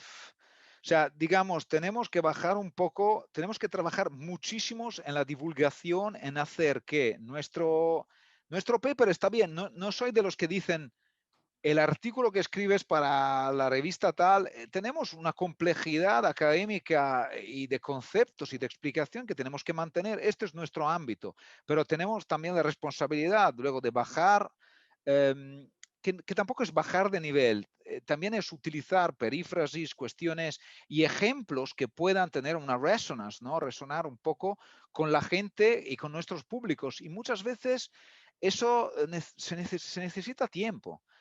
También en defensa de los investigadores tengo que reconocer que cada vez tenemos menos tiempo a ese nivel, porque siempre se nos requiere que hagamos exactamente todo, trabajo administrativo, investigador, colectivo, no sé qué, tesis, y llega un momento donde también se necesita muchísimo impacto, tienes que hacer impacto, pero para tener impacto necesitamos trabajar acerca de cómo comunicamos los resultados, también en relación con esto de la datificación, de algoritmos, y una forma, y lo estoy viendo ahora, que estoy intentando trabajar con el Data Justice Lab, con ciudadanos que no manejan esto a diario, ¿no? Entonces, la forma en que tienes que trabajar para encontrar un lenguaje en que poder transmitir y que esto sea efectivo, creo que conlleva mucho más que escribir artículos o hacer otra cosa, pero necesitamos ese tiempo, necesitamos encontrar las formas también de trabajar a nivel metodológico, a nivel de crear vídeos, y todo esto es como fácil a decirse, crea vídeo, crea cosas más interactivas, ¿no? Y luego, pues, entre el decirlo y hacerlo es un océano de dificultad. un proceso sin fin. Entonces, estoy completamente de acuerdo, tenemos que trabajar en eso. Si nos dejan un poco más de tiempo y respetan que también el impacto no es algo que se crea simplemente a nivel de policy, sino que es un proceso de negociación continuo a través del cual creamos una comunicación efectiva con el público, igual lo hacemos de una vez y tenemos el tiempo. Pero es muy, muy difícil. Pero es uno de los grandes problemas, porque no se ha creado, creo, todavía un enorme movimiento global, realmente global, que se moviliza acerca de esto. Yo creo que es porque se queda muchas veces en manos de especialistas, ¿no? y de gente que entiende este tipo de lenguaje. Muy interesante. Perfecto, pues Emiliano, muchísimas gracias. Estamos ya con el tiempo muy corto. Tenemos una cantidad enorme de preguntas que nos hubiera gustado hacerte y a todo el mundo nos hubiera, no solo a nosotros, ¿no? A todo el mundo aquí nos hubiera gustado hacerte. Entonces, bueno, vamos a pasar las preguntas para después, las vamos a contestar a posteriori, ¿no? Te vamos a pedir, por supuesto. agradeceremos mucho tu respuesta a estas preguntas. Entonces, pues, a propósito de los académicos que tenemos poco tiempo. Exactamente, justo para... No, claro, es un gusto. Pero como voy a hacer lo que pueda para contestar brevemente a todos, sí, claro. Pues con eso entonces pues daríamos el cierre y pues agradecerte mucho tu participación en este panel, Emiliano, del otro lado del océano. No, muchísimas gracias. Y también las preguntas muy interesantes y todo. Me encantaría haber dialogado live, en directo con todos. Espero mucho éxito para este panel y para lo demás y para la conferencia de AMIC. Espero que la próxima de AMIC, ¿qué es anual o es bianual? Que ya anual. Se está, es anual. No, que es anual. Y también una cosa final, que claro, siempre lo de la semblanza, lo de tal, veo que todos especifican. Yo orgullosamente soy un ex WAC y un ex SNI. O sea, para mí un honor hacer parte del Sistema Nacional de Investigadores, sé ahora todo lo que está pasando con eso, nivel 1, y soy un ex UAC, Universidad Autónoma de Querétaro, y me gusta siempre destacarlo porque es una de las grandes experiencias de mi vida, de mi trayectoria, y mis grandes saludos a toda la UAC, a la Facultad de Ciencias Políticas y Sociales. A veces cuando tienes que escribir una biografía breve con lo que estás haciendo en los últimos 2 o 3 años, no queda nunca espacio para algo importante, pero cuando puedo, siempre eso. Entonces, cuando estoy en una conferencia mexicana hablando con comunicadores e investigadores mexicanos, esto es parte de mí fundante y no estaría aquí sin ello. Entonces, me gusta destacarlo y hay que proteger el sistema, y lo digo aquí, que pocos tienen, porque te aseguro que estoy trabajando en una universidad en Gales, en el sistema, y cuanto más produzca para la red, no voy a tener ningún tipo de estímulo más, aparte y no me estoy quejando de lo que tengo, estoy en una escuela fantástica, pero hay que también subrayar lo que un sistema puede ser problemático, pero yo creo que sin ese sistema mucho de lo que tengo a nivel de investigación y mucho del impacto que he tenido en mi trayectoria no lo hubiera podido tener. Eso es sinceramente algo que hay que destacar, es algo muy poderoso, Y bueno, y la UAC y todos los recuerdos y toda la gente que me está siguiendo desde la UAC y que hace parte de AMIC y tal. No quería abrir aquí una ventana sobre algo así, pero quería decir que es muy importante. Dentro de las grandes diferencias sur-norte, muchas veces ignoramos las grandes cosas y las grandes posibilidades que también se nos dan en el sur global. Y yo creo que y eso es fantástico. ¿No creéis que todo lo que aquí y tenemos Boris Johnson, es mejor que no empiece a hablar de política? Pero bueno, era nada más algo que debía a mi pasado y a mi presente mexicano, siempre mi segunda patria. Y nada, un saludo y un abrazo para todos y muchas gracias por tenerme con ustedes. Y hasta muy pronto. Igual para ti, ya se nos hará vernos en vivo en algún encuentro amigo, en algún otro escenario, en algún momento, pero mientras tanto, pues agradecemos tu generosidad para hacernos espacio en la agenda, para hacer esta grabación, para responder, si tienes oportunidad después, las preguntas que se nos quedaron. Claro, claro. Muchas gracias, Dorismila. Gracias, Rodrigo. Desde acá le damos un agradecimiento enorme a Emiliano pues por este día que nos pusimos a charlar. Rodrigo, Emiliano y yo, un día de mañana para nosotros, de tarde para él. Y me parece muy interesante también cómo llega al asunto de la imaginación metodológica de la que hablaba también Rosana Reguillo en la mañana, ¿no? y que han recuperado también por acá. Pues bueno, tenemos ahora algunos minutos, 15 minutos para dialogar con las personas que nos acompañan por acá. Hay personas, colegas que nos acompañan en esta sesión en Zoom, y hay gente también que nos acompaña a través de Facebook. Les damos un agradecimiento enorme también a ellas, ellos, que nos acompañan acá. Y pues vaya, estamos abiertos a las preguntas, a los comentarios para generar un poco de diálogo. De pronto en este formato de webinar no es tan fácil, extrañamos el asunto pues de ver las caras, de escuchar sus voces, pero pues si tenemos alguna posibilidad, aunque sea a través de las preguntas escritas, me parece que es muy buena oportunidad para que la usemos. Entonces... Yo no puedo ver ahorita todavía las preguntas. Ajá. ¿Tú si vas ahí? ¿Las puedes ver ahí? Sí, ya lo estoy abriendo. Pero bueno. A mí no me abre. Eso es escenas típicas de la vida cotidiana en tiempos de pandemia. El que no está muteado, hay asunto con las preguntas y bla, bla, bla. ¿Puedo decir una cosa mientras hacen...? Sí, sí, por supuesto. Porque tuve la oportunidad, desperté y lo primero que hice fue escuchar la charla de Rosana Reguillo, que me pareció muy interesante. Y me llama mucho la atención que tanto ella como Emiliano, como Gaby lo mencionó también, y como yo, creo que todos hemos hablado de imaginación metodológica, ¿no? Como, sí. Bueno, tomemos esta oportunidad para crear cosas y demás. Coincido con Emiliano en ese sentido. Pero hay un elemento más, y es, necesitamos hacer innovación y necesitamos también tener una nueva imaginación conceptual y teórica. Y esto es una cosa que yo he trabajado muchísimo en diálogo con Ignacio Siles en Costa Rica, y hemos invitado a Pablo Ricarte, a ti y Dorismila a sumarse a esta iniciativa de qué podemos decir que sea, cuál puede ser nuestro aporte desde nuestros objetos, desde nuestras realidades, al pensamiento en este sentido de la comunicación global, ¿no?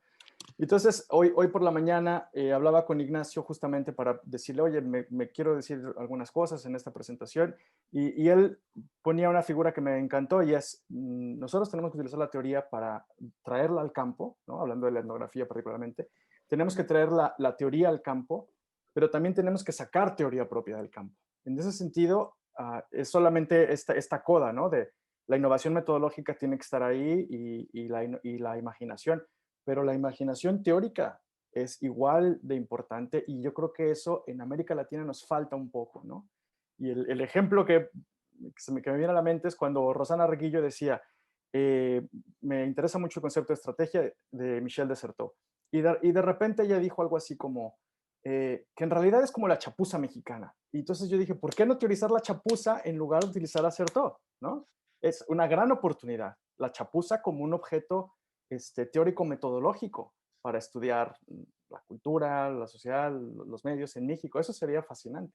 Ya, perdón, no me quiero extender tampoco mucho.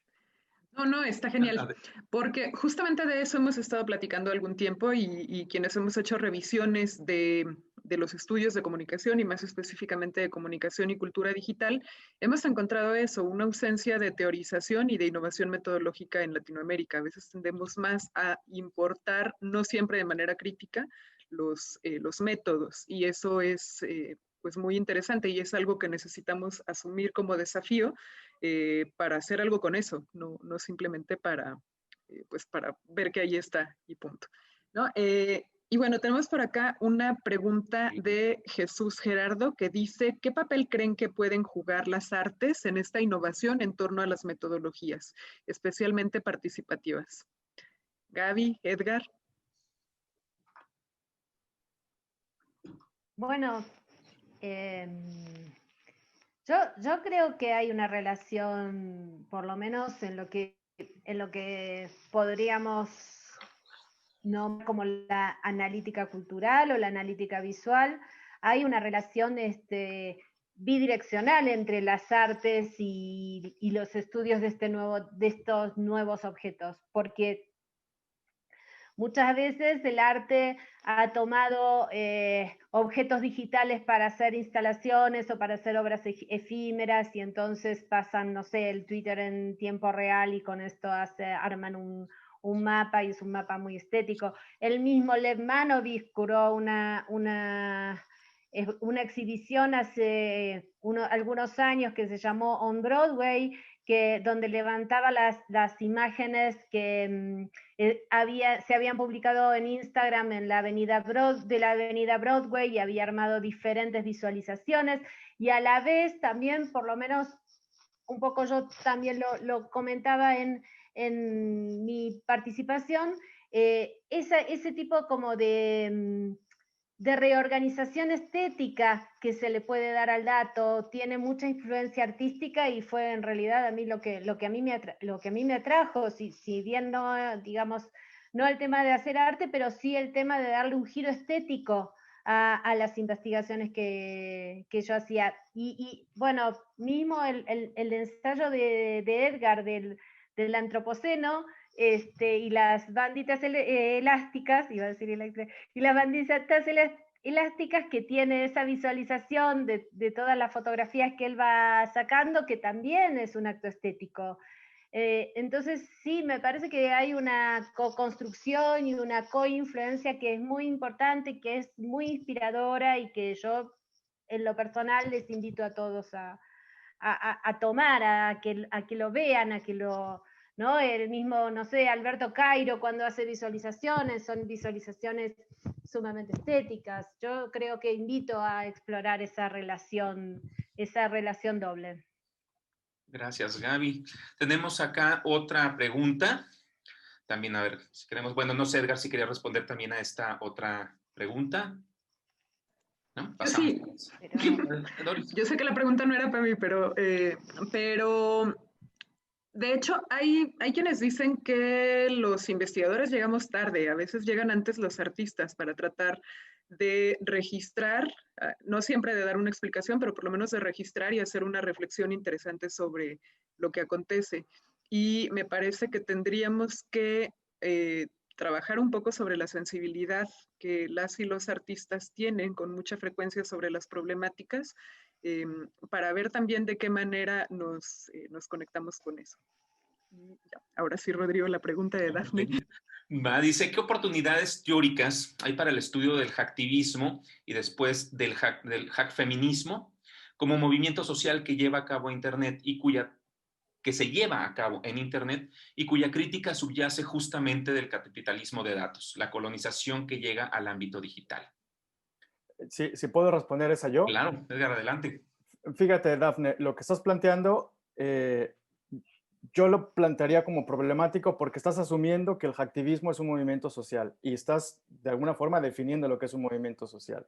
Luego, que hace una crítica al capitalismo y ya te metes con el capitalismo de datos, que también es una construcción teórica, y la colonización, que es otra construcción teórica que llega al ámbito digital. Entonces, desde la etnografía, por ejemplo, lo que yo diría es, si ya sabes todo esto, ¿para qué haces una investigación, no? O sea, si ya está construido este conocimiento, pues a lo mejor no es necesario construir nuevo conocimiento. El reto es irse a las prácticas, el reto es irse al campo, el reto es irse a los fenómenos y ver qué se puede teorizar a través de tu propio encuentro con ese fenómeno, ¿no? Insisto, hablando como un etnógrafo. Porque si no, si tú lo que dices es voy a estudiar a las hacktivistas, hackfeministas como un movimiento social, pues ya las estás más o menos encasillando, ¿no? Aunque sea un encasillamiento necesariamente positivo. Ya estás de alguna forma trayendo la teoría y refleja. Es como, imagínate como cuando se imprimían las fotos en la época analógica, ¿no? Que había un halo de luz que te permitía ver la imagen. Básicamente así veo la teoría. Entonces lo que necesitas hacer, creo yo, o mi recomendación sería, si quieres innovar teóricamente en este ámbito, lo que necesitas es saber todo esto, lo que se ha dicho, pero también dar la oportunidad al campo, dar la oportunidad al fenómeno de que te diga algo que después puedas teorizar tú. Y ese es el gran reto que tenemos en las escuelas, no solo de comunicación, en las escuelas disciplinares, y nos forman de una manera de, no, si no citas a Bourdieu aquí, ¿no? Y Rosana lo decía en la mañana, el santo Bourdieu, si no citas a santo Bourdieu, pues no. No puedes hablar de capitales si no citas a Bourdieu, no puedes hablar de poder si no citas a Foucault, no puedes hablar de analítica cultural si no citas a Manovich, y así es decir, como si fueran campos teóricos colonizados, ¿no? Los que tú tienes que respetar y pagar pagar una especie como de provenda, de tributo, ¿no? Señor Foucault, aquí estoy, aquí el de ritmo. Está genial, ¿no? Hay que leerse a todos y todas las investigadoras, pero lo que no hacemos en las escuelas es dar la oportunidad de una teorización propia, porque decimos, oye, no, espérame, ¿por qué no utilizas el concepto de Foucault aquí, el concepto de genealogía? Porque, es decir, solemos también reproducir mucho, porque así nos han enseñado a hacerlo, ¿no? Desde la primaria. ¿En qué año se formó la República Mexicana? ¿Cuándo fue la revolución? No sé qué. Y son datos que tú ya traes en la cabeza y que tienes que reproducir. Lo mismo nos pasa con las teorías. Movimiento social. Ok, ya tenemos que citar a tal persona. Y si tenemos que hablar de feminismo, tenemos que citar a tal otra. Yo creo que entonces la reflexión es, si realmente nos tomamos en serio la labor de innovación y de imaginación teórico-metodológica, tenemos que darnos la oportunidad también de teorizar. Algunas veces nos saldrá muy bien, otras será muy mal, otras será muy sólida, otras será más o menos blandengue, pero tenemos que hacerlo. Y esa es una asignatura pendiente, creo yo. Muchísimas gracias, Edgar. Voy con la pregunta de Jorge González Gorostieta. Paréntesis para quienes nos están dejando preguntas por acá. Nos vamos a ir, Rodrigo y yo, con unas del chat y otras del Q&A para ir dando oportunidad de que aparezcan todos y todas. La pregunta de Jorge González Gorostieta es, ¿qué sugerencia le daría a un docente para poder convertir la docencia presencial a lo virtual y sea muy atractivo para los diferentes perfiles de alumnos que cada vez son menos empáticos? Gaby, Edgar. Mira, Jorge, yo voy a ser sincera en un punto, en dos. Primero, recetas no tenemos. Y luego voy a ser sincera en otro punto que yo creo que todos los que hacemos docencia tenemos que ser sinceros con nosotros mismos. Lo que no nos entusiasma a nosotros, no lograremos que a los alumnos les entusiasme. Si a nosotros no nos entusiasma dar clases virtuales, que perfectamente puede suceder, no lograremos entusiasmar a nuestros alumnos. En esto tenemos que ser sinceros, no podemos pedirles a ellos que, digamos, se hagan cargo de un entusiasmo del que tal vez no tenemos. Si nosotros tenemos el entusiasmo, bueno, ya es un paso adelante, pero grandísimo. Entonces, supongamos que tenemos el entusiasmo. Si tenemos el entusiasmo, yo creo que tenemos que empezar a hacerles usar todas las tecnologías que tengan a la mano, que pueden ser desde lápiz y papel y sácale una foto y envíame el dibujo, hasta hazme una etnografía por WhatsApp. Dejar de ser ortodoxos en el sentido como dice Emiliano, ¿no? Y también confiar. Y también confiar en nuestros estudiantes, porque nuestros estudiantes saben cosas que nosotros no sabemos. Esto lo tenemos completamente probado todos. Saben cosas que no sabemos. A mí mis estudiantes me dicen cosas que a veces me dejan alelada. Digo, pero yo un año leyendo paper y ustedes me están diciendo que las niñas a las que les hicieron el focus group de acoso o abuso sexual se pusieron a llorar y les sacaron exactamente todos los sentimientos que tienen cuando se sienten acosadas. ¿Qué paper me dijo esto en el último año? Entonces, confiemos en los alumnos. Una vez confiados, que usan todas las tecnologías que tengan a mano, todas, desde el lápiz y papel hasta el WhatsApp y la camarita. Y además, si nosotros no nos entusiasmamos, ellos no se van a entusiasmar. Tenemos que encontrar el entusiasmo nosotros primero. Eso sería lo que yo podría aportar desde la experiencia. Pero no hay recetas. También puede ser que todo esto no funcione. Muchas gracias, Gaby. Seguimos con otra pregunta acá al chat directamente, de Adolfo Herrera. Dice, sin lugar a dudas, existen muchas herramientas tecnológicas que han brindado múltiples posibilidades para desarrollar investigaciones desde métodos digitales. No obstante, existen inconvenientes como la conexión inestable en ciertas regiones, los individuos que no tienen acceso, la cuestión asincrónica, etc. Por otra parte, los objetos que estudiamos no solo son digitales, sino también parte de la vida cotidiana, insertos en un contexto y espacio físico determinado. ¿Cómo podríamos acercarnos a ese campo en esta situación de contingencia? Bueno, sí, hacer métodos digitales es un gran esfuerzo, es muy arduo. Así tengamos todas las condiciones dadas, hacer métodos digitales no es meter datos en una máquina y que de salida nos tiren un montón de cosas preciosas completamente inteligibles. Hacer métodos digitales es siempre arduo. Lleva horas de estar tipeando a mano datos, reorganizándolos en columnas, haciendo copy-paste. Digamos, es un mito pensar que cuando uno hace análisis de datos no hace nada. Hace tanto como los que desgraban entrevistas o los que meten encuestas en un sistema manual o computarizado. Siempre es arduo. ¿Qué se puede hacer que sea simple? Y puedes hacer algunos montajes fotográficos, puedes hacer algunas nubes de palabras frecuentes, puedes pedirles, si es, por ejemplo, tienes un curso de licenciatura, les puedes pedir a tus alumnos que hagan experimentos. Eso también es hacer métodos digitales. Puedes hacer una tarde una navegación guiada por YouTube y anotar todo lo que veas, todo lo que veas, bien etnográfico. Y después lees el registro y empiezas a encontrar cosas que como usuario común y corriente no hubieras encontrado. Para mí, eso es también hacer métodos digitales, porque es seguir a los objetos en su medio, es hacer los métodos del medio, que dice Richard Rogers. Hacer métodos digitales no quiere decir que tengas una sofisticación tecnológica increíble para poder trabajar en eso. Y en eso también Rogers es muy claro en su libro de Digital Methods. Les invito a leer al menos la introducción de Digital Methods, en donde él precisamente habla que los métodos digitales tienen que estar a la mano del investigador. Muy bien, hay un comentario de Raúl Trejo del Arbre. Gracias por sus exposiciones, enteradas, claras, brillantes. Me da mucho gusto verles.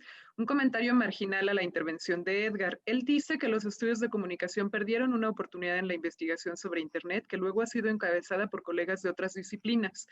Creo que en realidad los llamados comunicólogos fueron quienes llegaron tarde a este tema.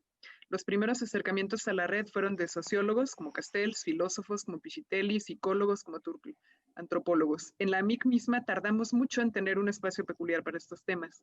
En todo caso, hoy no hay acercamiento posible a la red si no es interdisciplinario en diálogo con diversos enfoques. Y por acá ya le había respondido Edgar, pero me gustaría que lo haga de viva voz también. Sí, gracias, Raúl. Raúl fue uno de los verdaderos pioneros de los estudios de Internet, si se les puede llamar así. Y ya se lo decía yo, tiene toda la razón. Realmente las figuras, algunas de las figuras fundacionales, pues no venían de los estudios de comunicación, como prácticamente todas las figuras fundacionales de los estudios de comunicación que tampoco venían de los estudios de comunicación. Yo me refería más bien a toda la primera generación de investigadores e investigadoras que se formaron ya con los estudios de Internet, ¿no? Yo creo que yo soy un ejemplo. Yo ya, mi tesis de maestría ya fue sobre Internet en el 97. Y en esa época había un grupo de personas, Nancy Bain, Steve Jones, Annette Markham, etcétera, que más o menos iniciaban sus carreras como estudiantes doctorales ya hablando de Internet, ¿no? Ya su objeto era Internet. Y todas estas personas provenían de los estudios de comunicación y después ellos y ellas fueron como muy importantes porque fundaron revistas, fundaron asociaciones y que han perdurado hasta hoy, ¿no? Son grandes referentes en el campo. A lo que me refería es que, y se conecta con el comentario anterior, hemos tenido poca innovación teórica y hemos tenido poca innovación metodológica. Y en ese sentido, no sé si se acuerdan, seguramente habrá personas de mi edad en la sala, pero esta idea de nuevas tecnologías, ¿no? Cuando en los estudios de medios, en los estudios de comunicación, siempre cuando se hablaba de algo que no era ni televisión, ni radio, ni se empezaba a hablar de satélites, se empezaba a hablar de otras cosas, eran nuevas tecnologías, ¿no? Y hicieron muchas cosas, recuerdo libros de Carmen Gómez Montt y demás, sobre infraestructuras, que ahora, interesante, porque han vuelto las infraestructuras, ¿no? Se están teorizando mucho las infraestructuras y es uno de los campos emergentes en los estudios sobre cultura digital. Entonces yo creo que por eso decía, porque perdimos la oportunidad de haber sido fundacionales en el sentido de proponer cosas que nadie había propuesto hasta entonces. Y de hecho, justamente por lo que dices, Raúl, conceptos como ciberespacio, como comunidades virtuales, etcétera, provienen de estas figuras que después fueron reproducidas, creo yo, con un grado de error, con un grado de, y yo mismo, es una auto mea culpa, en lugar de pensar otras posibilidades que podrían haber sido muy interesantes en ese momento, ¿no? Gracias por tu pregunta, Raúl. Muchísimas gracias, Edgar. Tenemos aquí varios comentarios, tanto en chat como en preguntas y respuestas. Ahorita si alcanzamos a leer más bien los comentarios, pasamos ahorita a las preguntas. Dice acá César Rodríguez, gran mesa, muchas felicidades. Me gustaría que Edgar ampliara esta idea de imaginación teórica y nos compartiera ejemplos y anécdotas sobre cuáles han sido sus principales hallazgos teóricos para analizar esta realidad conectada, en particular en América Latina, a lo largo de los años. Esto es muy importante porque la escuela de comunicación, que parte de la sociología, prefiere categorías preestablecidas y cuesta trabajo innovar teóricamente con esta tradición. Esta es una gran pregunta, pero yo creo que parte de la respuesta está en la pregunta. Y tú planteas cómo hacer para esta innovación teórica si nosotros tenemos categorías preestablecidas. Ahí yo creo que ya hay un problema, ¿no? Porque si queremos innovar y queremos imaginar, las categorías preconstruidas nos limitan, que son como salvavidas, ¿no? Cuando tú entras a nadar por primera vez que no sabes bien nadar o te da miedo nadar, pues entras con salvavidas porque apenas estás viendo cómo nadar. Pero una vez que aprendes a nadar, los salvavidas lo único que te hacen es, te detienen, ¿no? Te hacen flotar cuando lo que necesitas es moverte. De alguna forma es una metáfora que puede ser útil para entender las teorías, que muchas veces, y los culpables en muchas ocasiones somos nosotros, ¿no? Los profesores y profesoras que dicen, no, tienes que leerte a este autor o tienes que citar a este autor porque si no lo citas, no, tal. Al punto que bueno, esto ya es demasiado chisme, no lo voy a entrar ahí. Pero sí te voy a decir, sí te voy a contestar. Yo vi la cara de Doris y me arrepentí. Pero lo que sí te voy a contestar es, por ejemplo, lo que estoy haciendo ahora con un colega, ¿no? Con Adam Fish, que es un colega americano que vive aquí en Sydney. Estamos trabajando la idea de lo que hasta ahora le hemos llamado medios ambientales. Es decir, ¿qué pasaría si pensamos, en lugar de medios de comunicación como tecnologías, pensamos el aire como un medio? ¿Qué pasaría si hablamos de el agua como un medio, ¿no? Entonces, lo que estamos haciendo, un poco inspirados en los estudios de ciencia y tecnología, inspirados en muchas propuestas artísticas y sobre todo publicando en revistas de geografía, lo que estamos proponiendo es, ok, si el teléfono celular permitió que tuviéramos una cierta movilidad con los medios, ¿no? El teléfono celular es un medio móvil, teléfono móvil. ¿Qué pasaría si expandimos esta idea de la portabilidad del medio al ambiente? Entonces estamos trabajando con drones, estamos trabajando con ballenas, estamos trabajando con una serie de cosas no tradicionales, de objetos no tradicionales de la comunicación, pensándolos como desde los estudios de medios, ¿no? Y no sabemos qué va a salir, pero nos estamos dando la oportunidad de pensar esto. Entonces a lo mejor no saldrá nada y nos dirán están locos y no hagan esto. Pero es eso, ¿no? Darnos la oportunidad de inventar cosas, de locuras, así simple y sencillamente. Y por cierto, en mi defensa diré que esta no era cara de detente, sino cara de quiero saber el chisme. Igual, en alguna oportunidad nos lo puedes contar, por supuesto. Voy a las preguntas y respuestas. Hay un texto de Gabriel Pérez Salazar. Digo texto porque abre diciendo, no es pregunta, sino comentario. Primero, para felicitar al panel completo, muy interesantes intervenciones. Segundo, para expresar mi total acuerdo con Edgar en relación con que la etnografía es realmente un estilo de vida. Implica, por ejemplo, transitar de una mirada ética a la émica, es decir, de la fuera del fenómeno a las entrañas de los valores culturales de aquellos con quienes investigamos, tanto fuera como dentro de las pantallas. En fin, que estoy totalmente de acuerdo.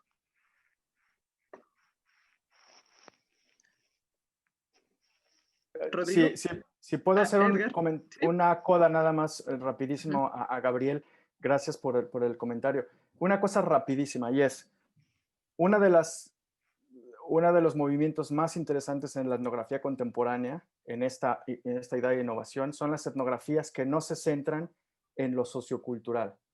Por ejemplo, una etnografía de hongos, ¿no? Que es un libro de Anne Singh que es maravilloso. Lo que hace ella es un estudio sobre un hongo. Entonces, todo lo que sucede, es decir, plantea que un hongo tiene tanta agencia como un humano, ¿no? ¿Y qué pasa si nos tomamos esta idea en serio? ¿Cómo estableceríamos la relación entre hongos, personas, economías, clima, etcétera, etcétera? Entonces, este tipo de cosas que son las que están ahorita siendo cada vez más interesantes, pues tienen que ver con eso, ¿no? Tienen que ver con lo EMIC y lo ETIC, pero hay una dimensión nueva, que es lo que no es la reflexión del fenómeno desde el fenómeno como fenómeno sociocultural, sino la reflexión desde el fenómeno como fenómeno en sí mismo. Y eso es bien interesante, nos descentra también lo humano, ¿no? Muchísimas gracias, Edgar. Pasamos a otra pregunta. Tenemos ya nada más 9 minutos. Una cosa rapidísima. Alberto Favela. Hola, mi pregunta es, ¿cómo creen ustedes que se construyen identificaciones e identidades culturales a partir del uso de imágenes, selfies, en redes sociales digitales? Creo que Edgar ha trabajado mucho eso, así que yo le dejo totalmente el camino. Yo creo que es una... Alberto, a lo mejor lo que podemos hacer es, te puedo pasar como mucha literatura que ha sido publicada al respecto, porque creo que es una pregunta que no podríamos contestar ahora mismo, ¿no? Pero si puedo traer tu pregunta a la discusión que estamos teniendo, a lo mejor, es decir, ¿por qué pensar un selfie desde la identidad cultural? Yo creo que pensar un selfie desde la identidad cultural es de alguna forma ya responder lo que estás preguntando. Y yo tiendo a pensar que las respuestas a preguntas que ya contienen un atisbo de respuesta, tendríamos que modificarlas para hacer preguntas que realmente no podamos responder, ¿no? Y eso sí nos lleva a la innovación. Pero si quieres, mándame un correo y yo te mando un montón de literatura que ha sido publicada sobre eso. Súper. Y finalizamos con una pregunta de Luis Ignacio Telle Sainz. ¿Cómo es posible que se generen las condiciones necesarias de reflexión epistemológica en programas de investigación que se interesen por la cultura digital para avanzar a la innovación e imaginación teórico-metodológica? Gracias y muchas felicidades al panel.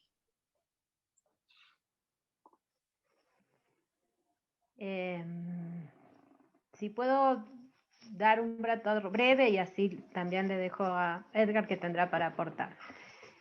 Yo pienso que los lugares de innovación por excelencia, y eso no es solamente en las ciencias sociales o en las culturales, sino en todas las áreas, son los laboratorios. Lo que me parece que, digamos, la palabra laboratorio es una palabra que a mí me genera, me me connota experimentación, me connota innovación, me connota el probar. Y si bien sería bien bonito tener muchos Signalabs por todos lados, ¿no? Y ojalá, y bueno, y eso, porque eso, tener un lab como eso implica una inversión en infraestructura que no todas las instituciones tienen ganas de hacer. Cada uno tiene que construirse su propio lab. Mi lab es mi computadora. Y si puedo hacer de mi lugar de trabajo un lugar creativo y poner como mis propios post-it o cualquier cosa que me ayude a pensar un plano, lo que sea que me ayude a pensar creativamente, yo ya me hice mi propio lab. Estamos en la época del do it yourself, así que yo do it yourself my lab. Creo que hay que pensar en la figura del laboratorio, no solamente como un espacio de inversión de infraestructura que las instituciones deberían hacer, sino como nuestros propios espacios, armar nuestros labs. Muchísimas gracias. Pues creo que estamos ya ahora sí sobre el tiempo. Entonces, pues con esto se quedaron muchos comentarios, quedaron todavía muchas dudas, muchas Y preguntas. además tenemos las respuestas de Emiliano a preguntas que le habíamos preformulado cuando hicimos la grabación, pero esas las uniremos en el video que va a ser posteriormente publicado en YouTube. ¿Sale? Jorge, es tu turno. Muchísimas gracias, Doris. Extraordinario panel el que hemos tenido el día de hoy aquí con ustedes. Gracias en verdad por todo este esfuerzo. Sabemos que para muchos de los colegas, después de toda esta larga jornada que hemos tenido de trabajo, de reflexión a lo largo de estos 2 días, y bueno, para muchos también un tercer día por aquello de la asamblea que tuvimos, pues bueno, nos ha llevado a estar, como decíamos, brincando de pantalla en pantalla, llevando todavía en estos brincos, ¿no?, el agotamiento visual, pero sabemos que se quedaron muchas dudas, muchas inquietudes y sobre todo muchas conversaciones pendientes que esperamos poder retomar más adelante. Este panel nosotros no queremos que quede aquí, como decíamos, vamos a tratar de llevarlo más adelante a los mismos webinars que tenemos dentro de la MIC para poderlo expandir y poder seguir reflexionando junto con ustedes. Muchísimas gracias por todo este ejercicio reflexivo, y yo en nombre de nuestros colegas del comité ejecutivo y los miembros de la MIC queremos compartir con ustedes pues un reconocimiento que, como les hemos dicho a todos, hoy lo hacemos de manera virtual, pero esperamos próximamente pues hacerlo físico. Ya decía Gaby, nos hubiera encantado que fuera en Cancún. Edgar también nos lo hubiera agradecido seguramente, igual que Emiliano. Y bueno, y muchos de los colegas que siempre lo estuvieron lamentando que no pudiéramos tener este encuentro en estas localidades, pero bueno, también esperamos algún día poderles acompañar por allá, Eric.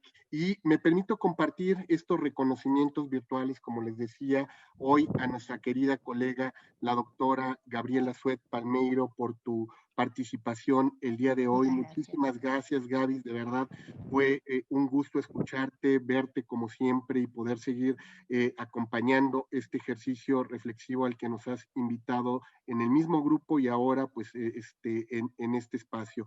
Quiero agradecer también a Edgar. Edgar, muchísimas gracias, como decía Doris, por venir del futuro, ¿no? Aunque sea unas horas para podernos compartir esta parte de tus conocimientos, de tu experiencia y sobre todo, pues todas estas referencias también que tú has ido construyendo a lo largo de todo este tiempo. Muchísimas gracias por tu participación, Edgar. Gracias sobre todo también por las actividades que tuviste que dejar para poder estar aquí con nosotros el día de hoy. Y también pues queremos agradecerle a Emiliano Treré, quien, como decíamos hace rato, Doris y yo, en esta tercer pantalla en la cual nos estuvo acompañando, ¿no? Teníamos mediación sobre mediación, remediaciones en este sentido, aquí participando, y esperamos que también, pues en ese conversatorio que vamos a tener con él en el espacio en YouTube, con el video expandido, que nos van a estar compartiendo Rodrigo y Doris. Muchísimas gracias, Emiliano. Nos estarás escuchando seguramente en modo offline y también bajo demanda, pero te mandamos un gran saludo hasta allá. Un gran saludo y también un gran agradecimiento para nuestra querida Dorismilda Flores Márquez, quien de verdad desde el primer momento en que hicimos el planteamiento de abrir este espacio para repensar en temas metodológicos y sobre todo recuperar el trabajo que han venido haciendo ella y Rodrigo González en el seminario de estudios de Internet que han generado con varios colegas de aquí de la MIC y que hemos visto un esfuerzo enorme sobre todo por sistematizar esta parte de lo metodológico en los estudios de la cultura digital. Pues te lo agradecemos, Doris, por todo el ejercicio que hiciste de mediación para que esta mesa fuera posible. Gracias. Y muchas gracias también pues a nuestro querido Rodrigo González Reyes por todo este trabajo, por el diálogo conjunto que tuvieron Doris y tú para poder armar esta mesa, y que sin duda, sin este ejercicio dialógico, pues no hubiera sido posible, sobre todo repensar el tema de la metodología como un tema clave para dejarlo como una de las claves para la MIC en términos de sus futuros conversatorios, y sobre todo, pues ahora que nos hemos dado cuenta que es uno de los temas urgentes, ¿no? Repensar, como decías, desde dónde queremos seguir analizando la comunicación, cómo queremos seguir investigando estos objetos, y bueno, pues les agradecemos a ti, a Doris, ¿no? Este ejercicio. Gracias, Rodrigo. A la inversa. Y bueno, pues queremos cerrar este conversatorio haciéndoles una atenta invitación para que nos puedan acompañar pues no tenemos como tal un brindis, no tenemos como un cierre formal como nos hubiera encantado de manera física, pero vamos a migrarnos a otra pantalla porque queremos que puedan estar todos los colegas que nos han ido acompañando en ese espacio, y que, como bien decían Rodrigo y Doris y muchos de nuestros panelistas, hoy no los podemos ver en esta parte del Zoom, pero en la otra sí podemos compartir pantalla, y nos encantaría vernos todos, ¿no? Abrazarnos todos, por lo menos de manera virtual. Entonces, les hemos compartido por ahí el enlace para que puedan migrar a la otra fase del Zoom, para que podamos estar todos juntos, vernos, ¿no? Y abrazarnos por lo menos en esta modalidad de las multipantallas. Cerramos este espacio con un sincero agradecimiento a ustedes, a todas las personas que nos estuvieron acompañando a través de este live stream, también en las redes sociodigitales, en el mismo Zoom, y a los que nos estarán siguiendo en modo diferido, y que por cierto ya están la mayoría de las ponencias ya colgadas para que ustedes las puedan empezar a descargar. Cerramos esta plataforma y nos vemos en unos 5 minutos en la otra. Muchísimas gracias, Edgar, gracias, Gaby, gracias, Rodrigo, gracias, Doris. Muchas gracias. Gracias. Muchas gracias.